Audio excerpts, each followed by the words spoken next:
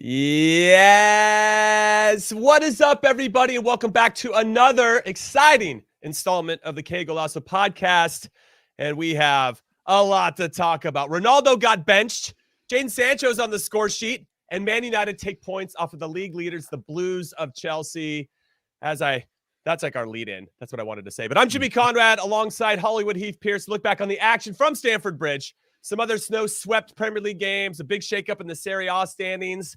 All three of the big teams in La Liga doing the business without some controversy with VAR, but there's always some controversy with VAR. Palmeiras winning back-to-back Copa Libertadores trophies. It's all popping off, and we have a lot more to talk about. Qué Golazo begins right now. All right, everybody, welcome to the show. This is the big one, the Sunday recap. We find the winners and the losers, and we talk about everything in between. So if you're watching live on YouTube, I can't emphasize this enough. Politely hit that subscribe button, find that cursor, hit subscribe, turn on your notifications, make it happen because we want to hear from you. We don't want you to miss any of the conversations that we're having on the best YouTube channel in the whole entire world. Yes, I'm a little bit biased, but you know what I'm talking about. If you're listening to this in podcast form, we appreciate that. But you know what we also appreciate? You subscribing to the Qué Golazo podcast and leaving us a 5-star review. That would be very kind of you. All right, Heath Pearce. Let's get into the big game. There's lots of big categories. Yeah. So I don't really know how to the bigger, the biggest, the biggest, lots of big clubs. This is our big game, though. I was just thinking about that. This is you and I, we train all week on shows, doing things primarily with Paramount Plus or CBS or one of those affiliate networks. But this is our big game, man. This is the recap. This is when we get to talk about it all, really break it all down. So I'm excited, man. It's good to see you again as well. Likewise. Always good to see your Hollywood handsome face. All right. So Chelsea 1-1 against Manchester United. We could argue that this game at Stamford Bridge, and I want to put out the fun fact that Man United are unbeaten in their last 8 against Chelsea in all competitions. That's a fun one for you. But we could argue that Jorginho was the man of the match for both teams. He created the mistake that led to Jadon Sancho scoring, and then he ended up scoring the penalty. Soft penalty, yes or no? We'll get into that in a sec. Let us know what your thoughts are on that, or hit us up on the Twitters if you want to get into it some more. What were your thoughts, though, before we get into the nitty-gritty about Cristiano Ronaldo? I can't even say his name. I'm so excited to talk about it. Him not starting. Now, Michael Carrick, the caretaker manager, the interim, had... The Carrick taker. The Carrick taker. I love that. Write that down. He had the bold decision not to start Bruno Fernandes midweek. Mm-hmm. In this game, he elects to not start Cristiano Ronaldo, who did not look happy. And when he came on for the last 30 minutes, he didn't look happy when he came on, didn't look happy when he went off, didn't really do much when he was on the field. Talk to me about that decision. And do you think it came from Carrick, or do you think it came in from the new manager that's going to be taking over for the next 6 months, Ralph Rangnick? Yeah, I feel like that was coming from Big Ralph because I feel there's a few things at play here, right? You now have an opportunity in an interim to set a new precedent. Not that Ronaldo is above the law, because when Ronaldo's on the field, the team has a better chance of winning than when he's not. However, you now have the opportunity to set a precedent of what the future is going to look like, what the rotation is going to look like, and allow you to try new things, right? And you have a very short window of that when you have interim, and they have till the end of the season to interim that. You know that Ronaldo's probably, I wouldn't say surplus to requirement, because he'll never be a surplus to any requirement. He's just such a large presence that the game is different when he's on the field, and the team has a better chance of winning when he's on the field than when he's not. However, when you look at this team, you almost just like everybody's done, preparing for the post-Messi, preparing for the post-Ronaldo. This team also, even though it's a short time, need to prepare for the post-Ronaldo and start to figure out who your best team is and who goes where on the field. Obviously, benching Bruno Fernandes, I thought, was a bold move. Benching Ronaldo is also a bold move. We know that he's up there in age and that you want to play him in these big games, but you also need to be able to rotate him. We're seeing that with PSG right now. There's no perfect lineup of where you put Ronaldo on the field and you go, okay, this team makes sense, in the same way that it's, Mbappe, Messi, and Neymar. There's no lineup that you put the three of them on, you go, oh, that makes sense. Now, your odds are always better with them on the field, but that doesn't mean that you're a cohesive team or that the team is getting better collectively as a group. So while I think that Carrick probably made the choice, or I think he definitely made the choice, I think this came from a little bit higher up in terms of, hey, maybe go for a rotation. See how Sancho plays. See how another player plays in this thought. I mean, what was your take on this? Who are you blaming on this one? And overall, just kind of, are you okay with it? I'm okay with it. I don't think that Ronaldo was ever really in the plans in the first place when this season began. I think he fell into their lap, and then they made adjustments to accommodate someone of his stature and obviously a club legend. So because of Manchester City, right? Well, yeah, Man City, and you didn't want him to go there and have success, which you knew he would in some capacity. I don't think he would have helped them. I think they obviously keep a lot of the ball, and he could probably stay a little bit more central and just get tap in after tap in, like a lot of those players do. But it was a system. I mean, they signed him so he didn't go to City. I mean, unless you've seen or read something else, it was more of a result of like, man, we can't let this happen. Right.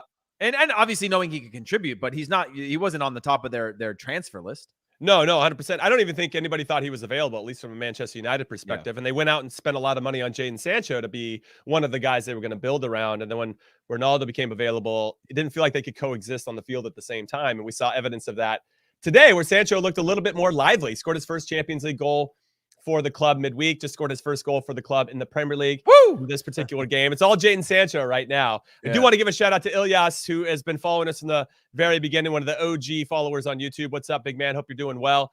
Now, I do think there is some rationale in saying that this was the first of 6 games in 16 days for Manchester United.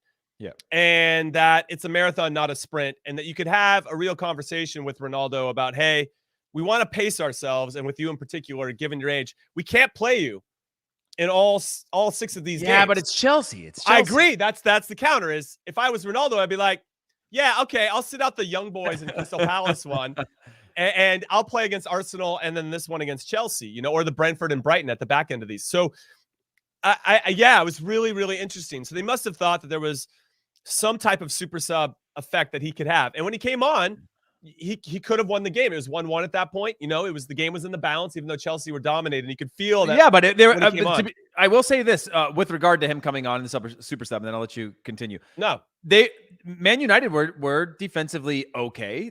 Or at least you could see that they had a defensive approach, and so there had to be something to go with the fact they were going to concede possession. They were gonna just sort of almost play a little more Chelsea-like, not necessarily needing the ball all the time. And it seemed to work. At least it seemed like there was a buy-in to get to that point. Now, I thought that, Chelsea were a better side for sure. But when you look at Man United and the fact that they went 1-1 and the fact that they were up 1-0 with a little bit of luck on their side and some help, it's just still seemed like a more cohesive group. And they still got a ton of problems. But do you think that was the thinking with the Ronaldo? Or do you think this was or are there bigger factors at play? It's hard to say because they actually started with 2 up top and had Bruno Fernandes playing underneath. So you had Sancho and Rashford. And I talked to a couple of my diehard Man United friends who just don't care for Bruno. They just think he's overrated. And I said, hey, you got to give the guy a bit of a break. First of all, he's got McTominay, Fred, and Matic now, who are playing in a midfield 3 in some capacity that have never played together, I don't think, or haven't very often. And that's going to throw off where to pick up the ball and where the space is. And then he's playing with 2 strikers when normally he only has 1 striker in front of him and a couple wingers. So I told him to lay off Bruno a little bit because it's a completely new formation that they haven't tried and so on and so forth. And it felt very narrow. I'm just trying to be diplomatic about this and take it for what it is. It's hard to say. I mean, it was a bit of a Christmas tree formation until you got to the front line.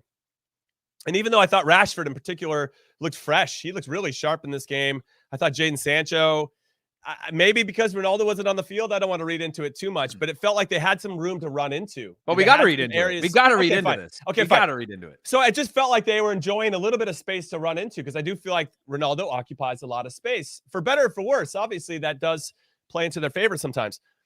I just, when you have McTominay, Matic, and Fred out on the field, and I thought all 3 of those guys were pretty solid, all things. And I thought Bailly was pretty solid defensively. Lindelof, all right, all pretty good. They needed that type of performance, and De Gea needed to make a save or 2 as he does. But it's tough. I don't think this team was initially built around Ronaldo, and now you got to figure out what to do, which is what I said in the preview. Like, what are you going to do with Ronaldo? That's the big elephant in the room, even though we know that he can be successful and that he can be clutch. Mm-hmm. Yeah, it's one of those things that comes down to the fact that it was trouble the moment they signed him because there is literally only one outcome that you can view this as a win. And that's winning everything, right? You bring in Ronaldo for the disruption of this team, for the disruption of the development of the club. This is somebody who's bigger than the club. For as long as he's going to be there, he's going to be bigger than the club. It's not his fault.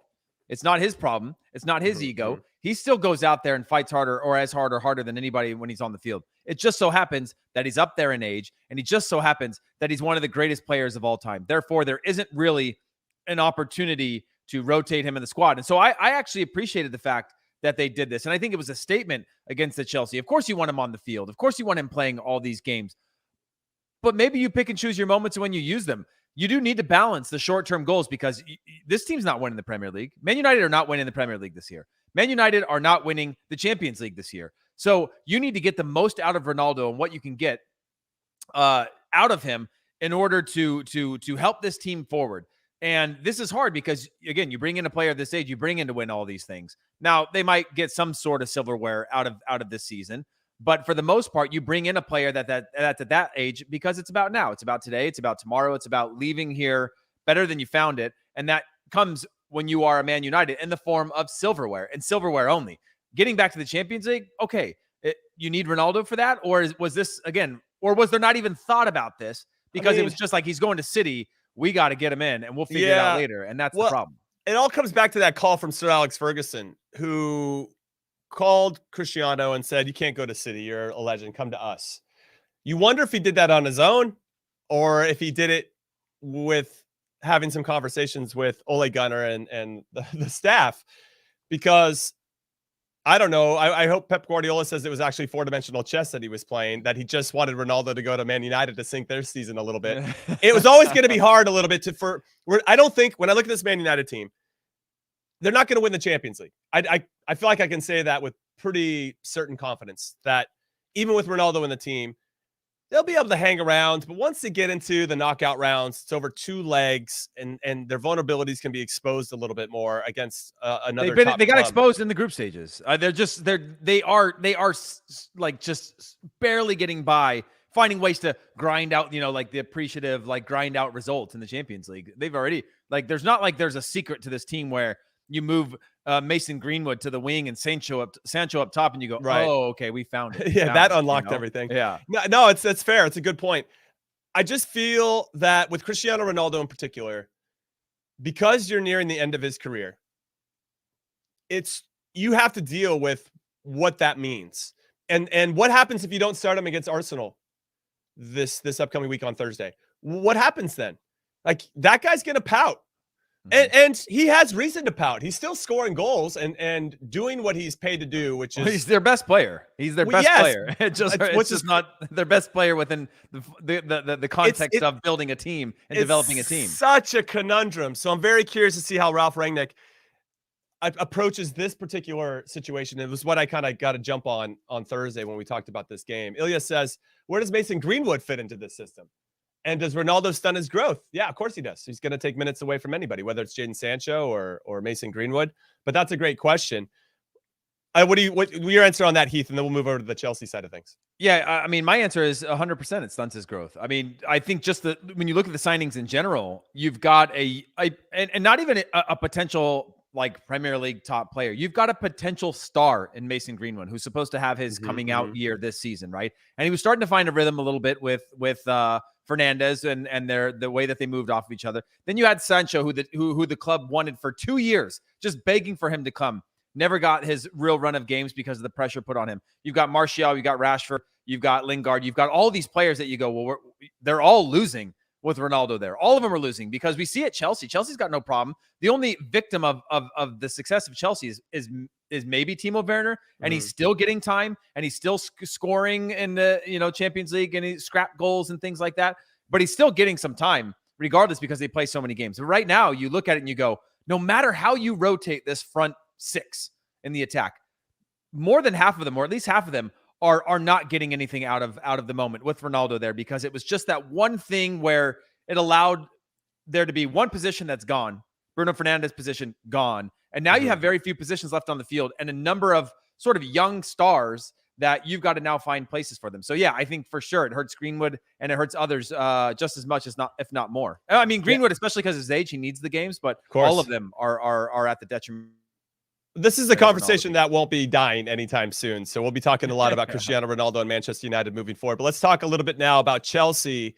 My only, let's say, criticism, I'd say, of their performance, and it's not even Jorginho related. Obviously, he made a bad mistake and got punished for it, but then redeemed himself with the penalty and stepping up. A lot of courage stepping up to hit that penalty after a mistake. I mean, I agree. I thought it's probably a penalty on textbook. stuff, but there's a lot of soft penalties out there, and that probably falls, at least for me, into the soft penalty department. But Silva gets to the ball first. He gets kicked from behind. What are you going to do? It's such a tough one with Jimmy, regards to that. You knew what it was like when you were a player pre-VAR, pre-VAR. You knew that was one thing you always talked about in the boxes. You don't go swinging a leg, even if you're going for the ball. You don't have a long swing. Everything's got to be little tiny pokes and toes, and then you could argue that. But if you go in, and I know, again, you're arriving late and you think you're the first to the ball, things like that. But you know what it's like. Pre-VAR, that was a common penalty of like ref's discretion, sees it from an angle. Yeah. Other ones might be like, nah, a little soft for me. But once you call that, it's hard to bring that back, especially with the cameras watching now. Yeah, it's tough. It's a tough one. So whatever, 1-1. There's a result. My only criticism of Thomas Tuchel is why it took so long to bring on subs. Once they did, the game changed in their favor. And things started to and even though the penalty happened in the 69th minute, they didn't make subs until the 78th. They brought on Pulisic and Mason Mount for Alonso and Hudson-Odoi. And they pushed Reece James over to the left side, left wing back, and put Pulisic as the right wing back.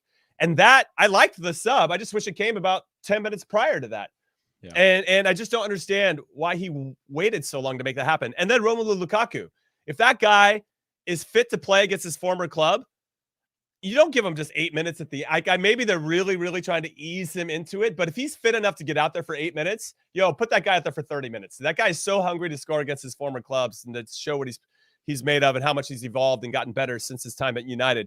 You knew that he wanted to do that. And I just thought, 8 minutes isn't really a lot to do anything. So by the way, what were your thoughts on Chelsea? Maybe any of the performances? Timo Werner obviously didn't light it up again. Yeah, Timo Werner is the one that I'm literally thinking like, okay, I believe his future is elsewhere from Chelsea, just because of the fact that, they keep having to use him because of depth issues. But I just don't see where he fits in because he's not clinical enough. And he was the one that I thought would be the Haaland before Haaland came around, right? Of just stretch teams, run him to the corner flags, run him down the channels, run behind back lines, just that high energy, big body. I thought that would evolve into being more of a prolific finisher. But it just hasn't happened. And so I wonder where his future lies, because he's another player that's just, again, the victim of the team's success, where he gets a few minutes, gets a chance, doesn't finish it. Now, he's paid to finish those chances, but when he doesn't finish those, you can see it has an effect on him. And you can see this sort of tail that goes throughout games where he's being relied upon in a system where they're not trying to generate 15 chances in front of goal for him like he was in the Bundesliga, where he was getting a lot more opportunities. He's getting half chances or a chance, and in the Premier League at the highest level for the biggest club and the transfer fee that he summoned, you've got to finish those. And I think that makes him just sort of a little further down the depth chart in terms of his versatility and where else you could use him if he's not playing in the 9 spot. Yeah, I would take him at Newcastle. If they want to just get rid of some guys that have something to prove, my Newcastle would love to have a player like Timo Werner. All right, let's move on to another Manchester club, Manchester City, hosting West Ham in a pretty important game in some capacity, and even more important now that they gained 2 points on league leaders Chelsea, who now just have that 1 point lead at the top, taking on a very good West Ham team. What were your thoughts on this particular game? I thought it was a tremendous performance. Man City, God, they're so good when they're on. You just have to sit back and applaud. You know what I mean? You just have to really appreciate how good they are at all the little things and how all those little things pile up into some great opportunities, or just in terms of how they pressure the ball. I mean, I'm a big fan of what they do sometimes. Yeah, I mean, to be fair, West Ham were really good in the first half, and I thought they held their own against this Man City side. But again, if you don't finish your chances, and West Ham should have been looking at it, had probably the cleared chances or bigger chances in the first half. And when you don't put a City away, or at least put them on ice on some level. Speaking of ice, obviously, snow game. They were, shoveling off the field at halftime. But Man City are just too good. And then once they move you around a bunch, and that fluidity in the team, and then when they finish on you, they're just so good that they don't need a lot to beat you. And if you give them enough, they will take it almost every single time. They will find a way to beat you. If they're just 52, 53% to your 47% in terms of quality, they're going to beat you. And very few teams in the world have that type of quality. One player that stood out to me was Rodri. He's just covers so much ground and does so much of this dirty work that makes the game predictable for the players around them and disrupts play. And he's a big body. And then also in possession of just knowing where the answers to things are. I've just grown to appreciate these sort of holding midfielders or two-way midfielders that are just so good defensively, but also good in the buildup. Because a lot of times we talk about this where you have a holding midfielder that's your fighter that covers ground, good in transition, side to side, up and back, but aren't great in buildup play, aren't great on the ball. But he just has that classic Spanish football style to him that just always good on the ball, always wants the ball offensively, and then defensively understands, like, I'm going to run out to the sideline and I'm going to poke this ball away. I'm going to get into a scrap, but the play stops right here. And there's these little tiny details when City are good that they don't allow teams to break pressure on them when they get out to the sideline. It's either a foul or a dead play goes out for a throw in, and very rarely is it 1, 2, 3 out the other side, like some of the other teams that struggle in transitional type of things. And he's a player that makes that game so predictable that allows the team to now, okay, skip behind the ball, let's reset, let's do this all over again. And we'll do this over and over and over again throughout the 90 minutes. That makes it really hard for teams to get into a rhythm or build up that are usually waiting for, your winger type press that overcommits and you have 1, 2 and you're out the other side. It's just, I wanted to give some credit to him as well. No, I'm a big fan of Rodri, and still blows my mind that he didn't start, nor Fernandinho in the Champions League final. I think both of those guys would have made a difference. So really quick, because I'm an equal opportunity criticizer about making subs, I just got to give a hard time to Pep Guardiola, who waited till the 87th minute to make his first and only sub of the game for Fernandinho. And guess what, Pep? It worked. He scored 3 minutes later to ice the game. Let's go. I don't understand why you're sticking with these teams. There's so many games that are coming up, such a condensed schedule over the next month or two. And so you got to rest those guys and give them an opportunity to be fresh. I think that is the plan. But 2-1 was the result. Lanzini scored an absolute peach of a goal to make it 2-1 at the very end. Maybe West Ham feel like they deserved a little bit more. They hung in there with them for a while. I think that should give them some confidence that they can maybe scratch into the top 4. I think they might have to make a move or two in the transfer window. Maybe Jesse Lingardinho comes back, which I think they would be a nice add to the team and give them a little bit more flexibility. And then also they got to sign a center back after Ogbonna is out with an ACL. So it'll be interesting to see what their transfer window looks like in January, and David Moyes in particular. But another nice performance from City, only 1 point behind. They're just going to hang around until it's time to take off. I feel like this is the time maybe last year where they dropped a couple, maybe it was mid-December, and then they won like 27 straight games or something crazy, So I feel like we're starting to ease our way into this Man City run that could create some distance between them and everybody else. But let's take a look at the rest of the results, everybody. Liverpool, Jimmy, while that's coming up against Southampton. Yeah. Oh, sorry. I thought we were gonna throw that up on the screen. But while that was coming up, I was gonna say that the one thing that I do appreciate out of City, and when you look at the run that they had last year, is that they are really comfortable being in 1-goal games. And they'll have 1-goal games where they're very tight, but they look in control the whole way. And then you get to the final 10 minutes, right? And that's when they really lock it down. That's where you never really see teams come back to life. Whereas other teams, and that's why I like their title chances still, and similar to Chelsea, but other teams will give you a half chance here and there, and you start to go, okay, there's a little bit of life left in this match. But they just seem comfortable at 1 goal. They don't change their style of play. They make you chase it. It's just an attribute to the team that I wanted to point out. Sorry, the rest of the no problem. Let me run through the rest of the results, and then you can pick or choose what you want to talk about. Arsenal doing the business against my Newcastle United. I actually stated that would happen in the preview, even though it was against the club that I support. Arsenal good on both sides of the ball. I thought Ramsdale in goal for Arsenal made a couple good saves, especially on John Joe Shelby. I think he'll be the number 1 for England in the World Cup of 2022.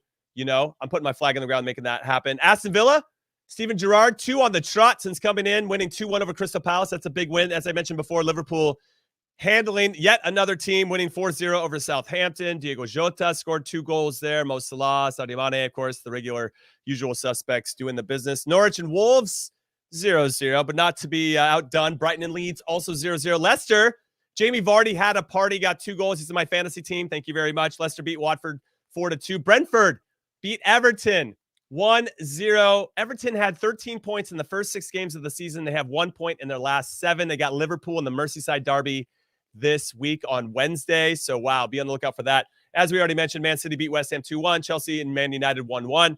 So now Chelsea have a 1-point lead at the top of the table. Chelsea first with 30, City with 29, Liverpool 28, and then it drops to West Ham at 23. Arsenal also on 23.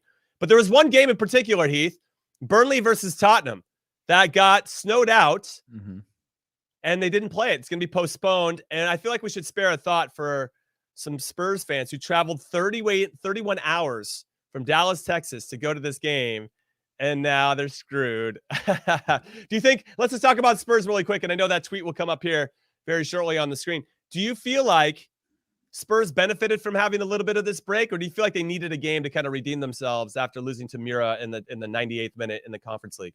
Yeah, I don't know. I just feel I don't know how this bounces back. Obviously, it when's the replay? Did they say when the replay is this? Is this tomorrow? No, I haven't. I mean, I they've don't got know, so many actually. games coming up. I just don't know where you fit this. When you think about them and the amount of games they have still playing in Europe and things like that. So it feels like this can only hurt.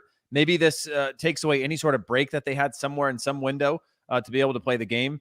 But shout out to the people that did that much traveling. That's a lot of traveling. It's like traveling. It's how we traveled in MLS always for MLS games. You know what I mean? That's what it was like to be it's like to be a player if you were somewhere in the middle of the country. In the middle seat. Coach. But yeah, that sucks to go out that far, and it's unfortunate. Hopefully the club sees that, does something about that, and takes care of them in the right way. All right. Any other games? Any quick stories that really caught your eye, or any results?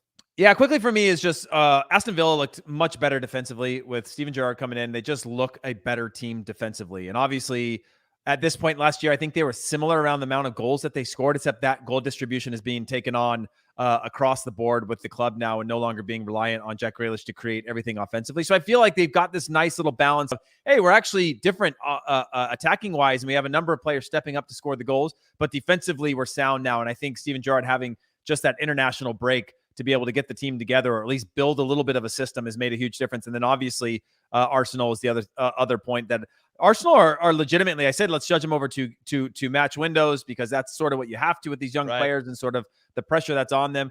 Bounced back really well, played really well, obviously against your Newcastle side, and are now a legitimate contender to make the top four. And just wanted to give a shout out to that, because it was a pretty complete performance. And again, the young players really stepping up in these matches. No, I'm excited to see Arsenal, because as we've discussed prior, pretty good against the teams they should beat. There's the teams that maybe they're a little bit more even on paper, or maybe even behind, they struggle. They lost to Chelsea 2-0, Man City 5-0, Liverpool 4-0. Jimmy, we don't have to go down this route. I'm just saying they're playing against one of the wealthiest clubs in all of the land, and they got a result over the weekend. I mean, Newcastle are very rich. Here we go. I love they're a huge twist. Club. Okay, they're just not at their best right now. And Arsenal. Well, speaking of a club that has a ton of money, let's go over to Liga really quick and talk about PSG away from home at Saint-Étienne. They were down 1-0 in this game, but came back with 3 goals.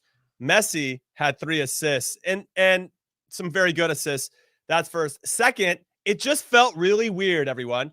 Sergio Ramos made his first ever start, and it just felt weird to see him high-five Messi after a goal. Like, what is happening? This is a parallel universe. What were your thoughts about those two guys? I mean, we could envision it when they first made the move to PSG, but this is the first time that we actually saw it happen. Those two, rivals for so long that would always get into it. And Ramos, I don't know how many free swipes he took at Messi over the years with Barcelona and Real Madrid games, but now they're friends. That feels a little weird. How are you feeling about it? Well, one, it just reminds us of just how big that rivalry between Barcelona and Real Madrid was at its peak, and how much those players truly hated each other. And I still think that's the case now, but we're in just a different era of La Liga that's a little bit different. But I never would have thought, when I envision it, I think about Messi scoring and wanting to run to Ramos, and Ramos running to run over or scores his goal, and they don't know, like, are we fist bumping, high five, do we hug? And it's like the awkward, like you haven't seen grandma in a couple of years now, and you don't know what's going to happen. Like, does she give you the little hug or the big squeeze? But no, it's amazing thing to see. And obviously the evolution of that relationship is pretty cool. And one that I think, while we laugh about it and joke about the fact that they're on the field together, probably one of the most important relationships in making this team a formidable team in Europe this season is going to be, one, the respect that Messi shows Ramos and allows Ramos to say, hey, I might scream at you a couple of times, or I might have to yell at you. I might have to go hard on a few of these players, and I need you to back me up and know that this is for the best of the team, because defensively we're crap. And that's not just the back line. We're just, as a unit, very, very poor for what we could be. We rely too heavily on stars to win us games. And I feel like that the building of that relationship is going to be really important for Ramos to be on the field and say, hey, this is now my team. You guys are the stars, but this is my team, and I've got a job to do. So I hope that you respect that. And I think, again, them being on the field more, them having an understanding, or them having a friendship, or whatever we want to call it, is probably one of, if not the most important factor in building this PSG team this season. Yeah, that's a great shout, and I like your opinion on that one. Natalie Cross has got A question. Can we talk about Neymar's latest injury? I like that segue. Thank you for that, Natalie. Is losing him actually a good thing for PSG? That's a tough question because I feel like if PSG are going to really build the rapport that they need, not necessarily to win Liga, they got a 12-point lead already after 15 games. They're cruising in Liga, but in Europe, they need all three of those guys on the field at the same time, in my humble opinion. And it would be hard to leave one of them off if they're healthy and sit them on the bench. I'm just to throw that out there. Neymar did have it was a tackle that wasn't that bad of a tackle, but when he goes to step down to jump out of the way, his ankle gets pinched. Heath and I have most likely done that in our careers. My hands are sweating. Anytime you said it, my hands start sweating. Yeah, I don't know. It's really hard to know how severe he's, his ligaments and everything. It didn't look like a break, but it could be, I could see like a 4 to 6 weeker. When I say that, before I get your thoughts, Heath, the next 4 to 6 weeks are pretty significant for PSG. They have Nice, who are doing very well. They're in the top 3 in Liga. Lens, who's in 5th. Then they got Club Brugge, a match day 6 in the Champions League. Just got to see that one out. And then they got Monaco. So the next the next 3 weeks really are pretty difficult. I do, though, think it's an opportunity for somebody else to step up and maybe find a better balance, though I feel like Di Maria is the obvious choice to fill in. And he is arguably a superstar in his own right. He just has to share the limelight with, 5-6 other guys that might be considered a little bit better. Yeah, I think it's a little bit of a loaded question in terms of like, is it better for them? Just because the answer, as we talked about before, it's hard to imagine a team being better without the best players in the world playing together on the field. However, I think it's a good problem to have because now, like you said, you can actually go with a little bit more of a balance and think through it a little bit differently. If you're Pochettino, you're able to start like looking at this through a different lens, right? You're no longer forced to be like, okay, well, those are the 3, and now we've got to figure out what we do next. And also, when he does come back, you're going to work him back in. Let's not forget that, like, Neymar misses, 20, 15 games a year due to injury. This is a very common thing, and now you have more players on the field, and it could create a little bit balance where, like we talked about earlier on in the year, it would actually be best case scenario if Messi and Neymar were rotating games. You play plenty of games, or you're saving them. You're balancing. Imagine that. Yeah, high five. You want to see a high five of them coming on and off. Sergio Ramos doing a 3-way high five with all of them, being like, "Guys, we're all having fun. Don't be mad that you're getting subbed off at halftime." But no, I think there is an opportunity for balance here. And you say 4 to 6 weeks, and obviously we're speculating. I'm guessing it could be longer. But then when you work them back in, you can get a half out of them, or maybe it's 60 minutes, or whatever it is, and maybe by then you've got a little bit clearer of a picture of your team. And again, I don't know if that's actually going to be the case. I don't know him being out is going to solve again some of the problems that PSG have in terms of being cohesive or being a better quote unquote team. But it certainly makes it, I think, a little bit easier in terms of squad selection and building a little more balance. Yeah, balance is key. Not only for PSG, but for a bunch of teams, including this podcast. We like to have a little bit of balance. So we're going to take a quick break. But when we return, we're talking Serie A craziness. What a season Serie A has been this season. La Liga, are things getting back to normal with the top 3 winning consistently. Xavi back. I love him as a manager, unbeaten since he's come back to lead Barcelona. Atletico Madrid scoring more than 1 goal in a game. It's all popping off. Then we have Copa Libertadores, MLS playoffs. Don't go anywhere. We'll be right back. All right, everybody. I'm Jimmy Conrad alongside Heath Pearce. And this is our weekly roundup on Sunday. We love to be a part of it with you guys. Listen, hit the subscribe button either on audio or right now on YouTube, because we're doing this live on YouTube. Hit that subscribe button. Leave us a comment. We want to hear from you. And if you're listening to this, hit us up on the Twitters, and we can have a conversation about whether you like us or don't like it. It doesn't matter. We're friendly. We don't bite. Sometimes. Depends on what you say. No pressure. All right, Heath, let's get into some Serie A, because there's a lot to get into. AC Milan lost after going up 1-0 versus Sassuolo at the San Siro, gave up 3 goals. That's nuts. Napoli looked fantastic against Lazio. Lazio decided not to defend. Victor Osimhen, who? They don't even need him. We were talking about how big of a component he is to the success of Napoli, and they came out flying. Dries Mertens was on fire. And then we have Juventus, who loses to Atalanta at home. Duvan Zapata scores his 7th goal in 7 straight club games. What a beast Duvan Zapata is. I can't believe he's still at Atalanta. I thought a team would buy him at this particular point.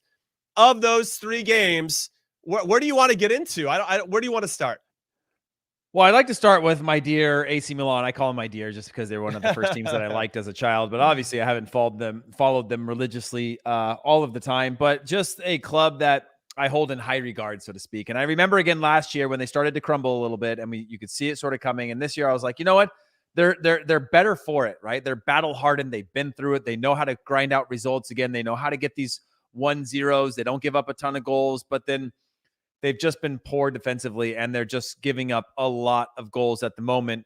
And I talked about the fact that if they were 10 points clear with just Napoli, these guys are champions. If Napoli and them had that sort of 10-point gap at the end, now everybody's together. Napoli's still up top, but now you're looking at this crunched up window where it's seeing a point between Real Madrid, or it's not Real Madrid, AC Milan and Inter Milan. I think there's only a point gap there between them in the table. I could be off by a no, you're right. But it's very, very close. And now AC Milan, who are in poor form, not getting the results that they need, not doing well in Europe, but still a chance to squeak through. I'm like, man, which is it? Because if it's fine if you're not doing well in Europe, if you're doing well in the league, and you could sort of make that your focus and have this sort of like kind of rose-colored lenses of doing poor in Europe. But right now, I'm just worried about them and where they'll finish. I don't even see them in a top 3 if they're going to continue with the form that they're having up right now. Obviously, Sassuolo aren't an easy opponent, but for AC Milan to give up 3 goals to them, that's a major problem for me. I mean, what of those 3 games? I mean, what's your biggest concern for any of these teams? Let's give everybody the table really quick, just so you know. Napoli's on top with 35 points. Milan's got 32, though they haven't won. They haven't won in their last 3, a draw and 2 losses. Inter Milan, 31 points. Atalanta, 28. Roma, who won 1-0, Tammy Abraham notching that one over Torino, 25 points. Fiorentina, 21. Juve, 21. Lazio, 21. And I bring up Fiorentina, Juve, and Lazio on 21 because they are closer in points to the relegation zone than they are to the top of the table. They're 14 points away from Napoli. From top 4. 14, it's crazy. But 14 points off the top of the table and only 11 points away from the relegation zone. I'd be a little nervous if I supported any 3 of those teams. But with regard to results, I'm actually pretty surprised with Lazio. Though Napoli came out fired and scored some tremendous goals and were just busy, I just thought I was going to see a little bit something different from Maurizio Sarri and his team, and they just never got a grip of the game, and it was done at halftime. It was done after 20 minutes. It was insane. With regard to Milan, I guess I'm fearful a little bit because at some point they weren't going to be able to keep up that under 12 games unbeaten to start the season with 10 wins and 2 draws. That was just for me. Pioli's doing halftime substitutions untenable. Now. I think he did 2 of them. Like there seems to be a little bit of lack of trust. And again, maybe there's rotation there, but they're pretty much. I mean, they got an opportunity in Europe still, but the chances are very low for I think to go through. But Jimmy, by the way, on with regard to that, it's a sad day when we're talking about the underperformers being Lazio and AC Milan, but Juventus are 7 points out of the top 4. True. Like Champions League spots that we're talking about with regard to Juventus. This is a team that won everything for a decade straight. And now we're talking about the fact that they might not make the top 4. Where they're at right now and the way that they're playing, the inconsistency, they're not a top 4 team in Serie A. And now that's not to discredit some of the other teams that are playing very well to fight for that Serie A, but it's not exactly a season. No one's undefeated anymore. No one's sort of running away other than Napoli in terms of their form. AC Milan hit a rough patch. Inter Milan are playing well again. Roma are staying tight. Atalanta are doing okay. But this is usually the context of a year where you have Juventus sitting way up top going, yeah. They're all having solid years, give or take somebody here and there. But we're out here. This is the bar that we're setting. None of you can catch us because none of you can get to this consistency. Now Juventus have to fight for their lives to make a top 4. No, I just to give everybody some fun facts. Juve's had a pretty bad week. They're coming off their heaviest defeat ever in the Champions League, 4-0 to Chelsea. They're being investigated for fraud right now. They obviously have that scandal in their past, which doesn't lend itself any favors, and the jokes just write themselves. And then, of course, Atalanta, losing to them 1-0 has been compounded by the injuries to Weston McKennie and Chiesa, who both had to come out of that game. So for me, though, the Juventus thing, when I look at the results, I guess I'm just not surprised that Atalanta beat Juve. I'm pretty sure we were on the show on Thursday saying that we predicted that Atalanta would beat Juve for all the reasons that are kind of swirling around the club.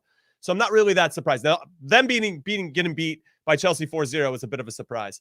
Lazio, for me, getting beat 4-0 is a surprise. Milan, given their form, bit of a surprise. But the Juve team, not as much. And I don't know it's a combination of things. One, they might be in that transition period where they've got some older guys that are maybe getting a little bit too old and some younger guys that maybe haven't taken on the same responsibility as they should, or they don't seem like a very balanced team in terms of the starting lineup. And then you have Maxi Allegri, who I think came in and was like, oh yeah, we're going to play a little bit more attacking. And then he realized that I need to be a little bit more defensive to get results, and has taken the fun out of it for some of these players. I think he's gotten kind of Diego Simeone-esque, even though Simeone, they scored 4 goals and a half against Cadiz and Atletico Madrid, but we'll get into them in a second. So Juve, I'm not surprised, and they're just in this weird transition phase where I don't think they know what their best 11 is. And when you don't know what your best 11 is, you lack identity. Yeah. Do you think it's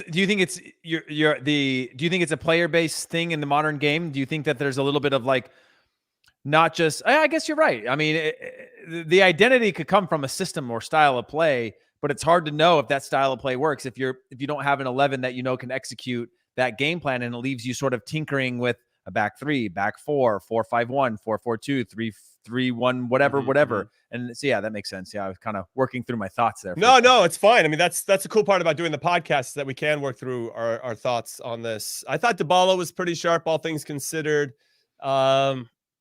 It's not like Bonucci was okay too. It's not like they're that bad. It's just, it's hard to say. I mean, there was only 3 shots on goal combined for both teams in this game.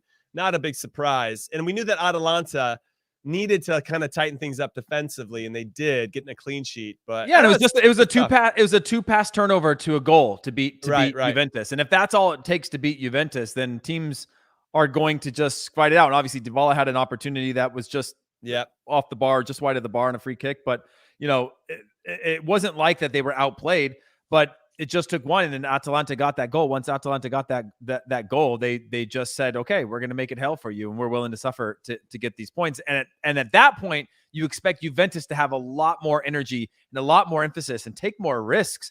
But instead, it was just a little lackluster. And again, when I think about this, Jimmy, I think about Weston McKennie and the role that they're asking him there. Mm-hmm. I don't see him as a true attacking player. I see him as an 8, an 8.5, maybe. That's a late runner in the box that can combine, that can score your goals. But when I think about the fact of what the expectation is for him from an attacking standpoint, it does make me worry that perhaps they don't have anybody else that they're looking to, and that he's one of the few that they're like, well, we're going to need more goals out of him. Granted, he's a starter for a team called Juventus, which is one of the biggest clubs in the world, and he should be able to contribute more if he's in an advanced position or playing in an advanced position.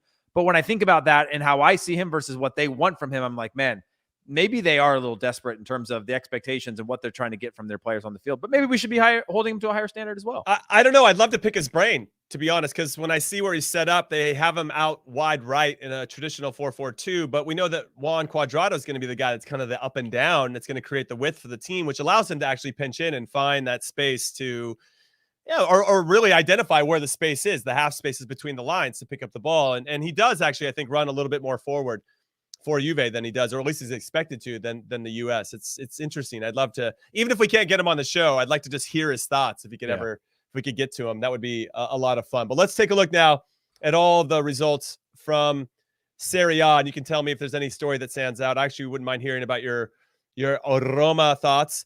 Cagliari 1-1 was Salernitana. That was on Friday. Empoli coming back from a goal down. Dusan Vlahovic for Fiorentina scores his league-leading 11th goal. But Empoli, who just got promoted this past season, comes back to win. That's a big result. Sampdoria 3-1 over Hellas Verona. Verona were unbeaten in their last 6, so a big result there from Sampdoria. Atalanta 1-0 over Juve. Inter heading down to Venice to get the big 2-0 win over Venezia. They actually were the better team in that. Venezia, he likes to hang around, pretty solid at home, but couldn't get it done. Udinese and Genoa 0-0. Bologna beat Spezia 0-1 away from home. Sassuolo over Milan. Roma over Torino 1-0, and Napoli 4-0 over Lazio. So talk to me about Roma a little bit. Let's just get into them. I think that's the game I want to hear your thoughts on. They're now in 5th, 4 points away from 6th, 3 points away from the top 4, and doing just enough in the Conference League. Do you think Mourinho has had his little petulant, all mad at my players, they're not good enough thing? And or are we going to go? Is it just kind of a rinse and repeat with this guy throughout a season? Yeah, I think that it seems like they're settling into something a little bit different, right? Where we went to this high flying, hey, this is everybody gets to hang out with the cool uncle. That's Jose Mourinho. To then him not having the players or the quality that he wants, him realizing that managing a Roma side is very different than anywhere that he's ever managed before, which I respect him going out on a limb. I don't think he needs the money. I don't think he needs anything but the challenge and the stimulation of trying to do something. Perhaps champagne dreams on a beer budget or whatever his motivation is. It seems like a positive thing. And now they've won 3 straight across all competitions. Obviously the Europa one's not that important, but again, 3 in a row is really important towards building confidence, especially going into this time of the year where you have a lot of games that you have to match up in. And so Tammy Abraham scoring, I think you're just starting to see a little bit of something take shape. And hopefully that rides out into, what Jose Mourinho is best at when he's best is turning those 3-game runs into 15-game runs where before you know it, you're like, oh man, they're unbeaten in 12 and they've only got 1 loss in the middle of there and they bounce back. And like, that's what he's really good at, is getting this belief system. And you have to hope that you hit that run of form, which he didn't do when he was at Spurs, where you round the corner and before you know it, you're challenging for something significant, whether that's a Champions League spot for Roma or whatever it is. For Roma, that is the motivating factor this year before he burns all of them out, because he ultimately will burn all of them out. And it seemed like it's almost like somebody talked to him and was like, hey man, you burned them out. You're burning them out quicker than you usually do. Okay. Like take a step back, have a little consistency, build a little bit of something there, be part of a project that's bigger than yourself. Right. It's unrealistic to think that this Roma side was a title challenger as it is. I think he does a good job of getting the most out of his players, but he needs to continue this run of saying 3 games. Let's turn that into, again, another 10 or 12 games unbeaten. And then we can have a conversation about what this team looks like. All right, let's talk a little bit about Brian Reynolds since we're talking about Roma. It definitely seems out of favor. He was part of that 6-1 thrashing at Bodo Glimt in the Conference League. I'm hearing that he's on the outs, and I assume that if Mourinho doesn't buy what you're selling early on, it's gonna be really hard to win him back over. Unless you're out of practice and training, like putting it in and keeping your mouth shut and doing your job. Not to say that Brian Reynolds isn't doing that, but I wonder what his future looks like. And do you think his future should be elsewhere so he can get some minutes? Absolutely. And by the way, for our USMNT hour that we're doing tomorrow, I think we should, maybe not tomorrow's, but in an upcoming episode, we should talk about players on the move that American players that we think need to make a move to have any chance going forward. So Des, write that down before we forget. We're brainstorming live right now, man. Okay. Really you know what? Coming up. Let's save that then for the U.S. men's national team hour, because that's a great conversation to have. Let's go back to Juventus then. Where do you think they're going to finish? Everybody listening or watching, where do you think Juve is going to finish before we leave Serie A and move on to La Liga this season? I do want to say their next 5 or 6 games, not say easy, but they should get results. So they got Salernitana, then Genoa, then Malmo in the Champions League. Now, if they beat Malmo and Zenit get a result against Chelsea, they'll get first in their group, and that's important, right, for the knockout rounds. And Chelsea would get second. So, but if they don't, who knows? But they got Malmo, who they should beat. They got Venezia, and they got Bologna, and then Cagliari before they run into Napoli, Roma, and then Milan, and it gets crazy. They should win all of those, right, on paper? That's 4 of the bottom 5 teams that they'll play, or no, 3 of the bottom 5 teams. So they'll play Venezia, they'll play Genoa, they'll play Salernitana. Salernitana 20th place, Genoa 18th place. Yeah, none of them are in good form. They got to get 3 points in all. If they want to contend, 2 wins on the year. Hamza's saying 6. Yeah. Hamza's saying 6. Venezia are a little bit of a sleeper team where we've seen them. They're settling in a little bit, but they're quickly, they're at that position of the year where they quickly fall down and they're close to relegation. Then they can jump back up to mid-table because everything's close. But when I think about Bologna, your mid-table team there, and then who was the other one that you mentioned? Was it Bologna, Cagliari? Yeah. So it is 4 of the bottom 5 teams. It was Cagliari. So you have 20th, 19th place, 18th place, and 16th place that you're playing, and then you have your Bologna side, which are going to be your win one, lose one, win one, lose one type of team all year long, and finish somewhere probably just below middle of the table. So those are all winnable games, and those are games that you should be salivating at the mouth of the fact that those teams have continued to struggle in the way that they have. Your team is rounding into form, and that's going to be your test because those teams aren't going to play you straight up like most other teams are. Their priorities, for anybody, I've played in a relegation fighting team, your priorities are very, very different. You are just literally fighting to survive, to get points out of any single game. You're not playing your home games where it's like win your home games, draw your away games. You're like, just try to get points. And so if you're in a bad run of form like that, you're just fighting and scrapping, and you'll play a certain system one day. You'll try something new the next day. You're rotating the squad, doing whatever you can to get points. And that can be hard to play against. But if you're Roma, you're like, hey, we're Roma. We go down, we play against bottom of the table. We should be able to get literally 3 points against every single one of them. Yeah, that's going to be tough. Honestly, we can look at any team in any league. If you don't beat the teams that you should beat, you don't have any chance of winning the trophy. This is not going to happen. And this is going to be quite interesting. They lost to Empoli earlier in the season, if you remember that, 1-0. All right, let's move over to La Liga. And let's just talk about the big three. Real Madrid, down 1-0 off of a set piece to Rafa Mir for Sevilla at the Bernabeu. And then goalkeeper makes an air bono for Sevilla. Karim Benzema follows it up, makes it 1-1. And then Vinicius Jr., baby. Vinicius Jr. Who had been quiet. He wasn't very, he had a pretty, he wasn't. For how good he's been, he had a very average match. He scored an absolute peach of a goal, a banger, top corner. Dig it out of your net, Alex Bono, to win the game and get all 3 points for Madrid. That made it 2-1. That's his 9th goal in 14 La Liga games this season. That is one more goal, everybody, than in his previous 82 games for Real Madrid in this competition. That is ridiculous. That kid is on a different level right now, and his confidence is crazy, and confidence is a hell of a drug if you have it. And if you don't, it sucks, because you're like, how do I get my confidence back? And then let's just move on. Jimmy, Barcelona. real quick, I just have to go. Yeah, talk to me about that one. You called Yusun Bono, Alex Bono, who's a different goalkeeper, who's an American one. That's right. That's a different goalkeeper, but they're both goalkeepers. Kind of crazy. Spelled differently, but yeah. All right, it's which goal? It's anyway, Yassine Bono. Yassine, but yeah, they spell it different. Yeah. Sorry about that. I was so focused on Bono that I just thought Alex Bono right away. Yeah. Okay, I appreciate the correction. Now let's talk about the other games very quickly, and I want to get your thoughts on all of them. You can kind of pick and choose. But Atletico Madrid 0-0 at half away to Cadiz, and they scored 4 goals in the second half. I thought the interplay, Griezmann was busy, Correa. Thomas Lamar got on the score sheet. Very good performance in the second half. And I think Atleti fans and the team, everybody needed it. They ended up giving a pretty sloppy goal. Oblak, go watch that one. It's ridiculous. 4-1 ended up the final. The Villarreal Barcelona one was the interesting one. There was some calls that I think Barcelona maybe had their way. A PK handball that wasn't. Eric Garcia manhandling Albiol that got waved off. And somewhat of a dubious penalty awarded against Espanyol, if you remember back in Xavi's first game in charge. But Barcelona come up and win 3-1 against the Villarreal team that seemed to only be good in the Europa League and really suck at anywhere else. They were actually Barcelona were really lucky in this game. Like, Barcelona shouldn't have gotten any points. This is the worst performance that Xavi's actually put out. Just a very bizarre. I don't remember who it was that posted on the internet that said that Barcelona were just making up names for the players, because if you looked at the lineup, it was just a bunch of young guys. But a lot of them didn't look ready to play in this match. And if you are Villarreal, you are hugely disappointed somehow being up. I believe they're up 1-0, but not getting 3 points out of this game when you were by far the better side. I think Barcelona scored 2 in the final 10 minutes of the game. Minutes, yeah.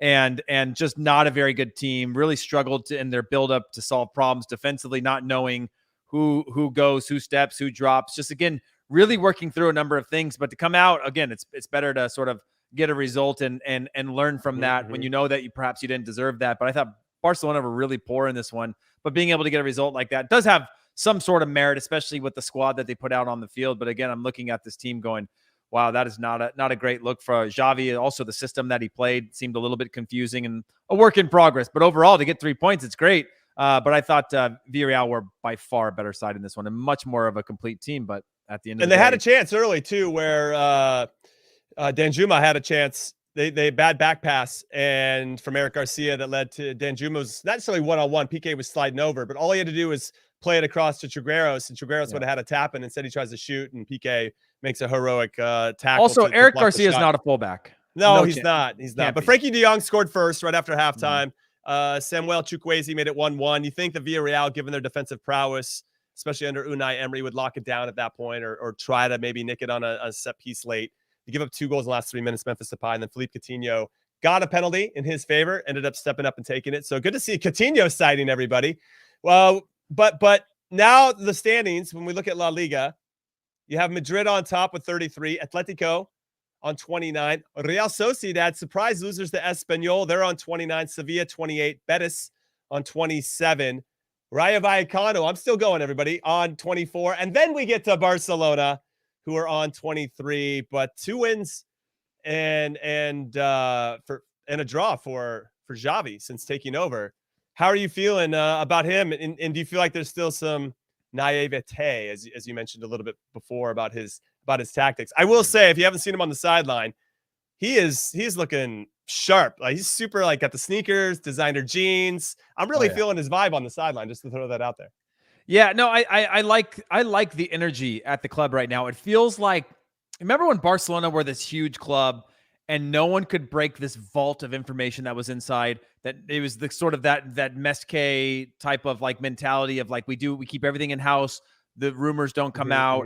Everything we settle in here. There's no big egos. We're all about the club. Nothing's bigger than us type of thing. It feels like he kind of came in and everybody looked to, again, this figurehead of what it means to play for this club. And at least taking some of the pressure off that I think was unrealistic or unwarranted, that I think was just sort of a Band-Aid over a larger problem, and is starting to correct some of that. Again, some of the players that you're playing, him forcing La Masia players to come through, academy players to start playing matches, I think is really important. And it's changing the narrative, knowing that it turns it into being like, oh, I can solve all the problems, to being a project. And when it became a project, and having a figurehead that people bought into and trusted and believed in, and is obviously a legend, I think it's now shifted the narrative, and fans seem to be like, okay, we're on the right track. We're not playing well. We might not play well for a while, but at least we have a direction that we're going in, instead of saying, insert new manager here to try to solve all of these problems overnight.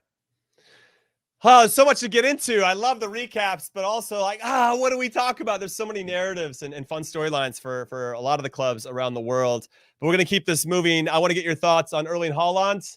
He came back after his injury stints, and he scored within 7 minutes against Wolfsburg, where unfortunately our very own John Anthony Brooks got caught with his, that's like hand in the cookie jar, but the lapse in marking, and Haaland nodded that one home. Dortmund wins 3-1 away from home. That's a pretty big result for them, especially, and a good time for Erling Haaland to come back, because they play Bayern Munich this Saturday. That is going to be a really cracking affair, as I like to say. Copa Libertadores, as I mentioned at the very beginning, Palmeiras retained the title. The first club to do that since 2000 and 2001 with Boca Juniors. It's their third title overall, beating Flamengo. Now, it looked like it was shaping up to be the 2019 final, where Flamengo, led by Gabigol, scored 2 goals late over River Plate to win 2-1. They scored early, Palmeiras, in the 5th minute. Gabigol scored in the 72nd minute. You thought, here he goes again. Gabigol is going to snatch a late winner. It doesn't happen, and a mistake by former Manchester United player Andres Pereira, where he had a Steven Gerrard-esque slip, led to the second goal for Palmeiras in the 96th minute. They were in, and not necessarily, they were in overtime or extra time, whatever you want to call it at that point, and they held on in the 120th minute to win it. That is a big deal. I do want to give a shout out. David Luiz, Arsenal Chelsea fame, plays for Flamengo now. His and maybe he was crying afterwards. We always like a good David Luiz meme with him crying. Then we got MLS playoffs. Philadelphia Union hosting Nashville right now. That game is currently kicking off and playing, but as much as I'm wearing a Sporting Kansas City jersey, they were up 1-0 today, and they gave up 2 late goals to lose to Salt Lake at home. I'm absolutely gutted right now, and I don't even really know what to say about it, other than, how is that even possible? We're at home. It hurts. It hurts. It hurts. But any of those stories you want to get into, Heath Pearce, anything else you want to add, I am all ears, and so is everybody else. Yeah, the only thing that I wanted to add is just how good Leverkusen are right now. Obviously, going to punch for punch with Celtic in the middle of the week in Europe, and then beating RB Leipzig, which again puts Jesse Marsch back into a weird hot seat. Tyler Adams not getting the minutes that I would expect of him to be getting right now. It seems like, again, you talked about earlier, not knowing your best 11. I feel like RB Leipzig are in a little bit of a weird identity crisis so far this season, just trying to figure out some of the holes that they left behind when they've, as they've moved players on to bigger clubs. So just one there, but Florian Wirtz and Diaby were fantastic midweek, played again on the weekend, and both had goals against an RB Leipzig side, and playing, I think it was away from home. But let's talk about that really quick. Do you fear for Jesse Marsch's job at RB Leipzig? Like, we're getting to the point now where I know they know him and they love him and everything's great, but results are results. Yeah, I'm nervous for him.